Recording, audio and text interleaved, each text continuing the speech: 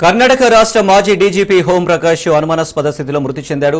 బెంగళూరులోని ఆయన నివాసంలో విగత జీవుడిగా కనిపించాడు. హత్య అని అనుమానాలు వ్యక్తమవుతుండటంతో పోలీసులు కేసు నమోదు చేసి దర్యాప్తు ప్రారంభించారు. సమాచారం అందుకున్న వెంటనే స్థానిక పోలీసులు ఘటనా స్థలానికి చేరుకున్నారు. పరిస్థితిని గమనించిన అధికారులు ఇది సహజ మరణం కాకపోవచ్చని, హత్య జరిగి ఉండవచ్చని అనుమానిస్తున్నారు. ఈ ఘటనలో ఓ కుటుంబ సభ్యుడి ప్రమేయం ఉండవచ్చనే కోణంలోనూ విచారణ జరుపుతున్నట్లు తెలుస్తోంది. 1981 ఐపీఎస్ బ్యాచ్కు చెందిన ఓంప్రకాష్ బీహార్లోని చంపారణ్ ప్రాంతానికి చెందినవారు. 2015 మార్చి 1న కర్ణాటక డీజీపీగా బాధ్యతలు స్వీకరించి సమర్థవంతమైన అధికారిగా పేరు తెచ్చుకున్నారు. ప్రస్తుతం హోంప్రకాష్ మృతదేహాన్ని పోస్టుమార్టం నిమిత్తం ఆసుపత్రికి తరలించారు. పోస్టుమార్టం నివేదిక వచ్చిన తర్వాత మృతికి గల కారణాలు తెలిసే ఛాన్స్ ఉందని అధికారులు తెలిపారు. ఈ అనుమానాస్పద మృతి ఘటనపై పోలీసులు కేసు నమోదు చేసుకుని అన్ని కోణాల్లో దర్యాప్తు ముమ్మరం చేశారు.